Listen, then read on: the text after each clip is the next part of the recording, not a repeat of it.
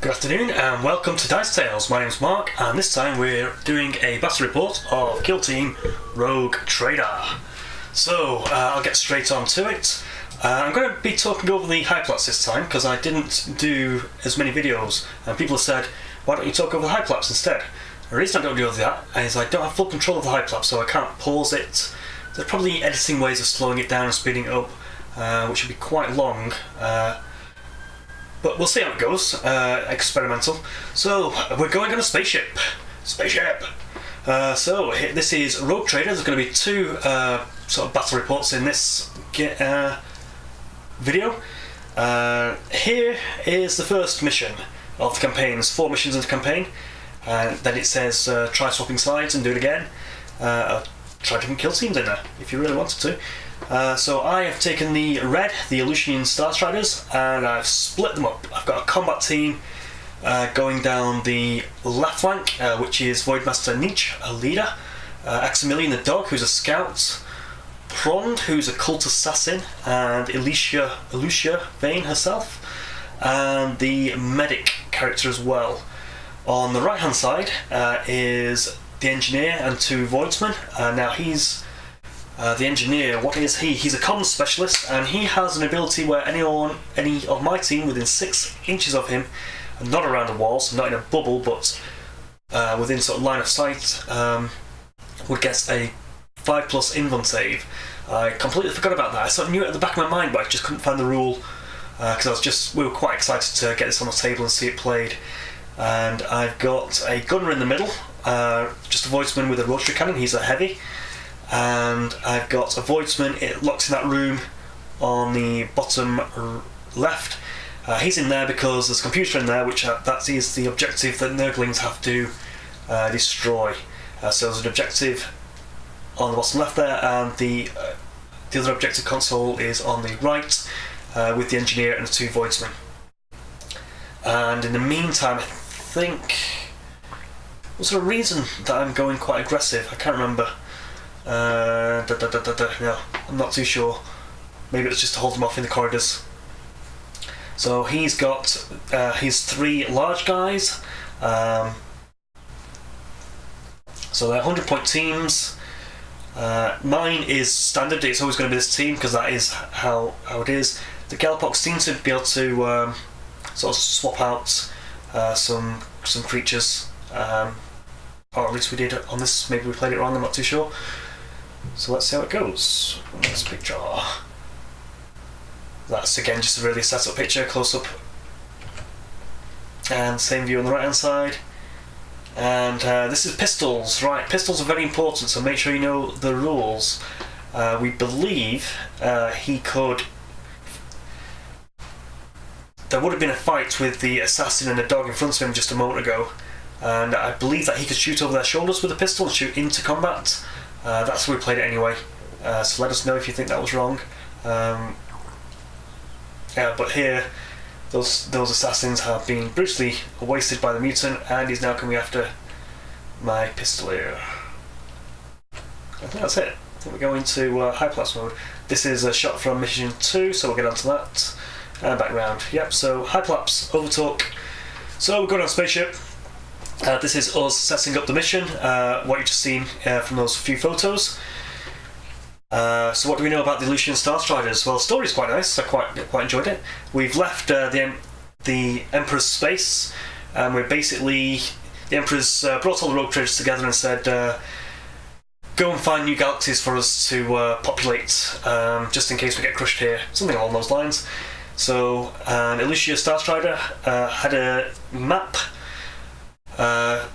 took her through some warp space or something like that, I think. But she's found the perfect planet. It's even nicer than Earth. No threatening carnivores and such like that. We'll be great if we settle there. And we do settle there, and then we find out there's some Nurgling mites and such. They deal with them on the planet, and then fly back to the ship to find out where these Nurgle things could have come from. And after exploring the ship, they find out the engineers is turned into a Nurgle warp chaos area, and the engineers start attacking them. They flee to the True Hawk, which is this spaceship, and they need to escape. So before they can escape, they need to clear off any Nurgle scum because they can't take these guys back down to the planet. They've set the big mothership on self-destruct, So it didn't really go into detail of how many humans were saved and how many humans are back on that newfound planet. But it seems to be critical that we don't let any other Nurgle threat get down there.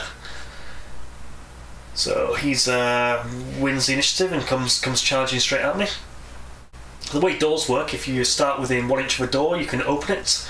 And if you end within 1 inch of a door, you can open it. If there's an enemy nearby within 1 inch, then you'd roll a dice to see who gets to control the action of that door, whether you open or close it. And also, if you're by a comms station or a comms specialist by a comms station, you can remotely control doors, so you don't have to be within 1 inch. You're considered within 1 inch of all doors on the map. So let's see what's going on. So we're that guy opened his door and then moved within 1 inch of the other door. I hope you can open 2 doors in one turn. Maybe I need to double check the rules a bit. So that allowed the rotary cannon to move up to that wall and start laying fire into the Nurglings battering down that southern door there. Lucia's fleeing from that combat a little bit. Maybe if she wants to come down into this corridor. We're also thinking, I think I need to take these glitchlings off the engine parts there, because they want to try and destroy those engine parts. But obviously we can't go through the big meat bags in that northern corridor.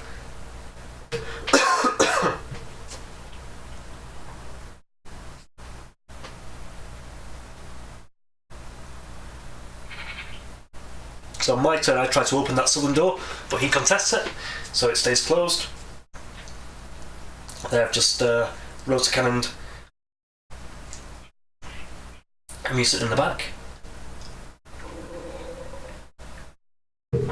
I forget about a lot of command point cards here. What I end up using in the second game is Alicia's got a power where anyone within 6 inches of her can reroll ones, and that can be very useful. It's rerolling lots of ones with that power. And that's any hits. I think that's melee hits and shooting hits. But and she's a strategist, so she always generates 1 CP, so I was pretty much used on that for the entire second game. Didn't really focus on the command points too much in this game, but I think that might be a game changer, because I've got 6 specialists, so it's one of those where you've got to really look and know what extra powers you've got. But the extra powers weren't actually on those little sort of monster cards that you get. They literally just do your stats and your weapons without mentioning the special powers, or not going into the detail on special powers. So they're overlooked in this game, and I was maybe a bit brutally murdered because of it. So he's decided to open that door and charge me. I think he charges me with a lesser mutant first of all, so then the big guy doesn't get any overwatches. He's charged my rotor cannon, making that pretty much ineffective. And there's not much room to fall back in these missions. Also, if you're charging from out of sight now, you can spend 1 command point to shoot, whereas before you just take the hit or take the charge. Now you have the option to spend a command point to do an overwatch. Yes, rotary cannons being brutally murdered by his commander. Basically everyone gets brutally murdered in this scenario. And somehow we all come back into campaign mission 2 to do slightly different objectives.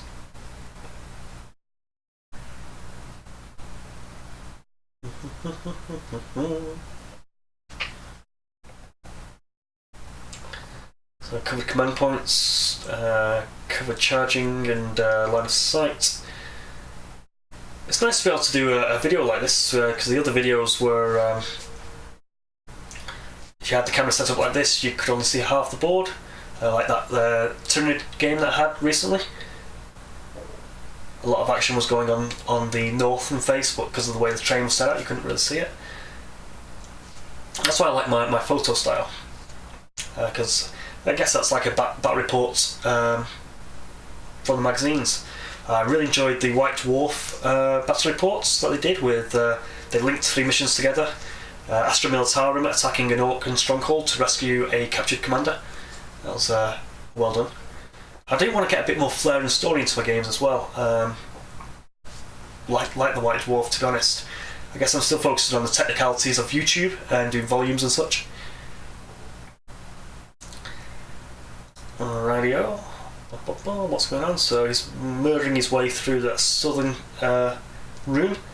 That's where there's a command point. Lucia's gone to try and join combat with the big guy in the northern room. And his commander's going to try and gain access to that objective room on the top left. One of his glitchlings has blown up an engine. I think he blows up the other one too. Probably don't record it. Very close to the end here.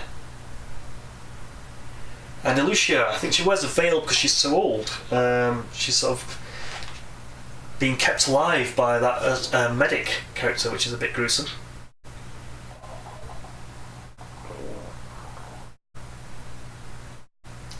But I do like the idea of rogue traders. I like the idea that they can ally with allies and such. They're a little less grimdark. They're more open to doing stuff. There was a good YouTube video about rogue traders and some of the famous ones from lore. So this is new to me, but I've been catching up on Warhammer 40k lore. I'm guessing the rogue traders feel like Bretonians in space, especially with their stylings on them. They've got horses' heads and cats' heads, a very emblematic embroidery on their gowns. This is turning into an embroidery channel.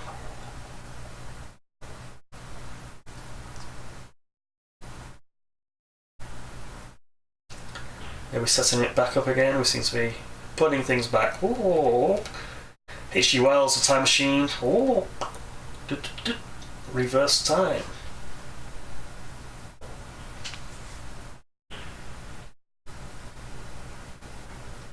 Yeah, it'd be nice to say, pause that. Let's talk about what we were saying there.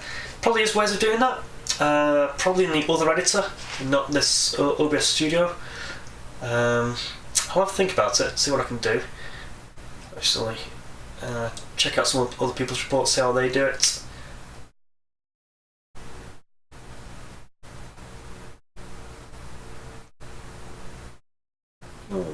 Deployments, right.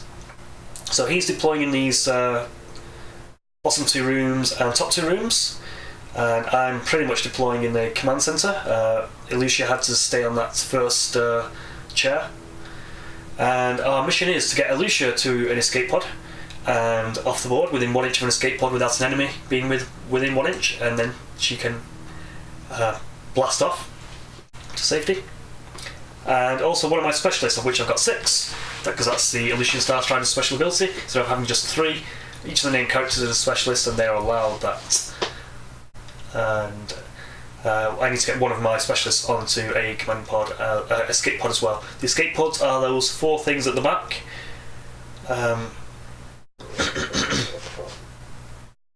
And in this mission, we also rolled. I don't think there was anything in the first mission, terrain-wise. But on this mission, those engine pieces at the back, they're leaking coolant, so they do, potentially, they can do a mortal wound to you. I think if you start or end your turn there.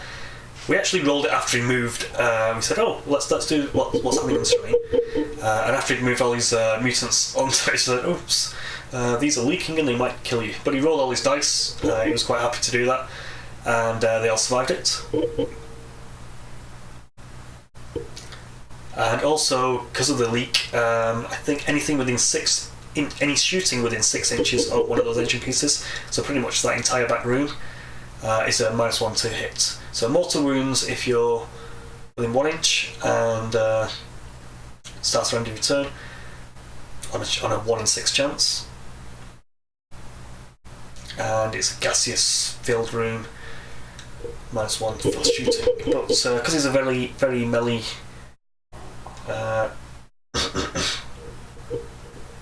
melee-based faction, it's not going to bother him too much. It'll affect some of my pistol shooting, so if they catch a pistol once I've been charged or have charged, but those other turns when you're sort of locked in combat gives you an extra option of shooting phase, which is quite nice. Now I did find my weapons quite ineffective. Sorry. Because mostly pistols are strength 3, and that's what you're using most of the time in this sort of situation. They do have long range weapons and such. Be interested in using them on a normal kill team board. And the reason I'm more grouped up on this board is I'm using that engineer's 6-inch bubble line of sight invulnerable save. So it's not a bubble, it won't go through walls, but generally if I can see him, I can get infil saves. Now there's Voiceman Nietzsche, he's my leader. He felt a bit cowardly going straight for a escape pod. But I guess it's a moment when we check the rules and say, oh, is that all I need to do? Oh, I'll take it. I think if I like these this team because they feel very Flash Gordon. I think if I was maybe a bit more narrative, I would have liked him to be there with his shotgun, blowing away the mutants and trying to get someone else to safety.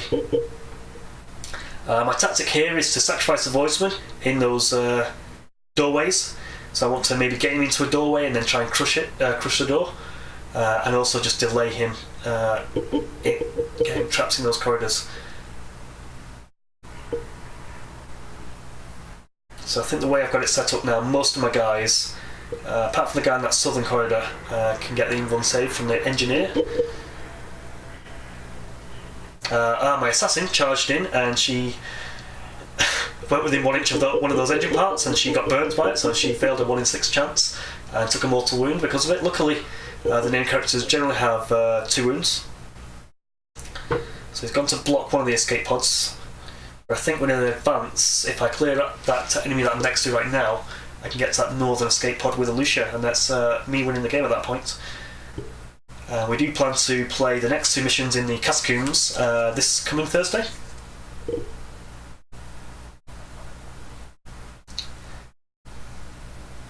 So we get locked into hand-to-hand combat. Anyone who's not in hand-to-hand combat can generally whip out a pistol and shoot into something near the closest combatant nearby. I think I use Lucia's Aerotech weapon for mortal wounds. I think that blows away the mutant that's engaged with her at the moment.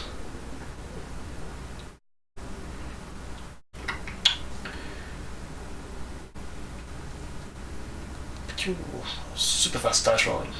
Pew pew. Now there's the ice stingers and such. You can take more of them so you can block areas, but they do go down very quickly. They've only got toughness 2. So when I was complaining about shooting the big guys, I needed 5 pluses to try and wound them with my puny weapon. These little glitchlings, ice swarm things, and mites, they've only got a toughness of 2, so they go down quite satisfyingly under laser fire.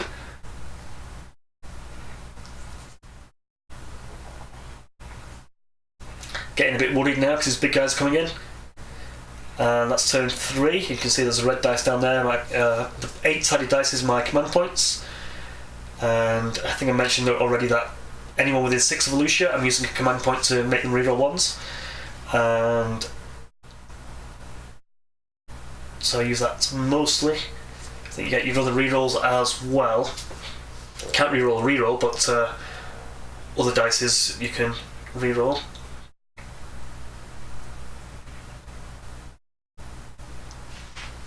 So Aximilian and the assassin doing terribly, fighting that swarm of bugs. You can only kill like 1 at a time. I think he keeps getting flesh wounds on this mission. But my invuln save from the engineer is keeping me alive here. So I think Alicia's just blown off the mutant next to her with a special mortal wound weapon. The assassin is finally, she wounds on a 2+, which is quite nice on one of her weapons.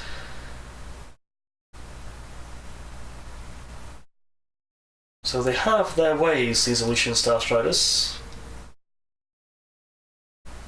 I think it's going to be a good game in a moment because I'm going to move Alicia turn 4 all I need to do is get to a pod that doesn't have an enemy by.